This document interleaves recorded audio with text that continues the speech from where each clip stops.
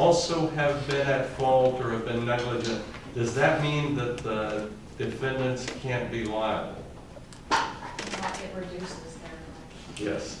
So one thing that I want you to be very careful about is to not, when you analyze one defendant's liability, don't talk about, well, wait a minute, what about the other brother? Or, hey, what about the victim? It's best to keep those well separated because, again, the fact that the plaintiff may be comparatively negligent at best reduces the recovery, but does not negate Franz's liability. All right. So who would like to tell me about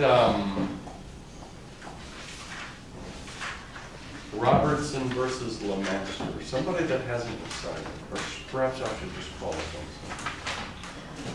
Alexis, I'd be happy for you to do that. What happened in this case? So it was about, LeMaster works for the Norfolk and Western Railroad. Mm-hmm. And he was working for more than 27 hours due to a derailment that happened. Mm-hmm. And apparently did the railroad, in the event of an emergency, have some agreement with the union that it could work its employees longer, I guess? Yeah, for some sort of an emergency. But we must have someone who works. James! You were for a railroad too, but Oh, yeah, that was prior to the Railroad Safety Act. Okay, all right. All right, so at the time, it was permissible, but in any event, I don't think anybody would contemplate, because this guy, like, arrived at work he at arrived at 7 a.m. 7 in the morning, then at, what, like 10 o'clock, he was transported along with some other folks to the derailment, and when did he finally leave? The next day, 27 hours later. And were they, Alexis, were the workers given meaningful and substantial rest breaks? No, they did not. Yeah. They barely fed these people. And by the way, do you think that the employer, the kind of the people in charge at the derailment site, did they have some understanding how tired these folks were getting? Yes. Not. Like, well, one guy apparently finished eating breakfast and he was standing up and fell asleep standing up and fell down an embankment and he slept there for an hour before and by the way, so finally this LeMaster kid, he was then given permission to leave and to go home. Right. And did they take him to his car? They took him to his car instead of taking him to his home like they did with the other people. Okay. The rest of the folks they just took home, they took him to his car, and did anything important happen on the drive to his car? Yes, he fell asleep with a cigarette in his hand. Okay? So, at some level, would it be fair to say that among the folks in charge or, occupying some position of authority, did they understand how dog tired their workers were? All right, so they get LeMaster back to his car, and what happened? So he got in his car and decided to drive home, but he made a stop on his way to the derailment site to make sure he's not fired leaving. And he was assured that he wasn't fired, and he continued on home. And on the highway, he was apparently traveling about 75 miles an hour and rear-ended another car, which caused an accident. Okay. And so it's the occupants of that other car that are injured. All right, and they are suing. They are suing Who's? LeMaster. Yeah, LeMaster, but LeMaster probably has a lot of money or not so much. Not so much. So who's probably the prime defendant in this case? The railroad. And what is the plaintiff's cause of action? Saying that negligence on the railroad for Okay. Negligence on the part of the railroad. Okay. Yes, Amy? I just have a question. On here it says like they were also brought suit against his mother, but then there's nothing else. Yeah, I don't understand that. I wrote that off to, no offense to West Virginia, but I'm assuming their legal system, their legal rules are a little different than ours. I don't know. I really don't know. I thought that was kind of curious as to why mom was liable, but it didn't. Maybe it's her. Who knows? Okay. So now let me just ask a question, Alexis. I thought that, I understand, if I'm in the middle of my workday working for TCU and I'm driving my car on some mission, my boss tells me to go interview someone, I don't know what it is, doesn't matter. I understand if I have a wreck, is TCU probably gonna be liable for that if it happens during work? But in this case, was his workday already over? Well then, how is it that we're trying to hold the employer liable? I mean, by that time, he's on his way home. I mean, his day's over. Well, there would be no way you would know the answer to that question. We will eventually discover there are two bases of holding an employer liable. One is where you're trying to argue that the employer simply committed the tort of negligence, which is the argument that's being made here.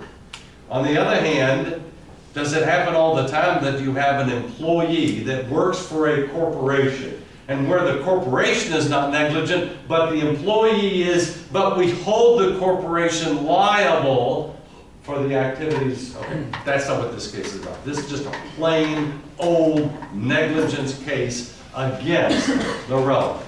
All right, Alexis, how about the first element of the tort of negligence? How about the first element of the tort of negligence? I don't think, maybe James knows a statute that would, bear upon the length of hours, but assuming that doesn't apply, assuming we're just applying our general rule, Alexis, the railroad acting through the people in charge of the derailment site, did the employees of the corporation fail to exercise reasonable care?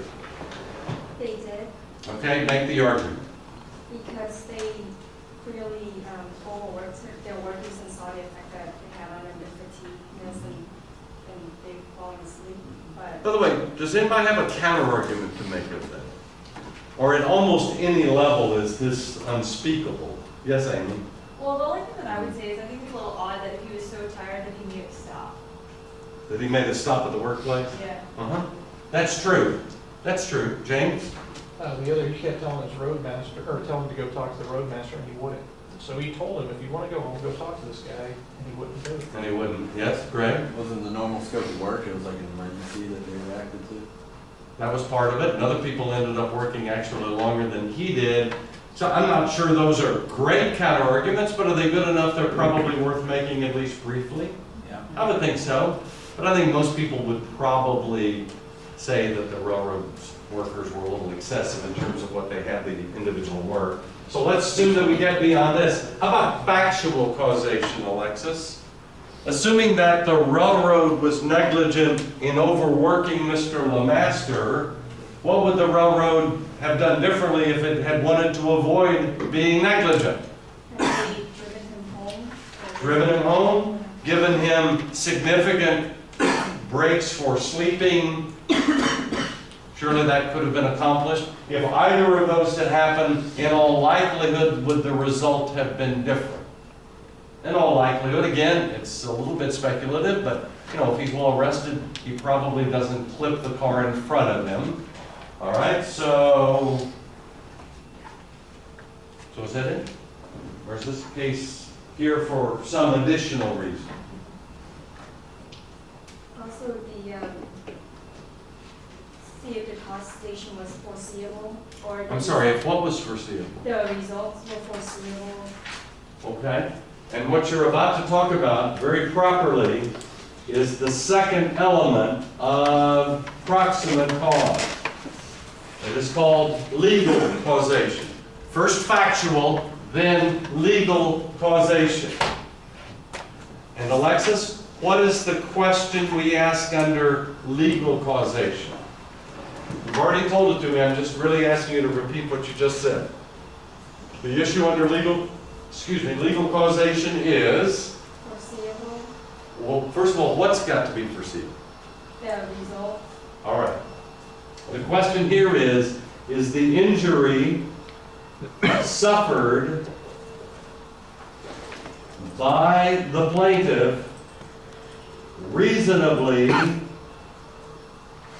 reasonably foreseeable? Make an argument either for or against the proposition, Alexis. okay, You believe that the injury to the Robertson family was foreseeable because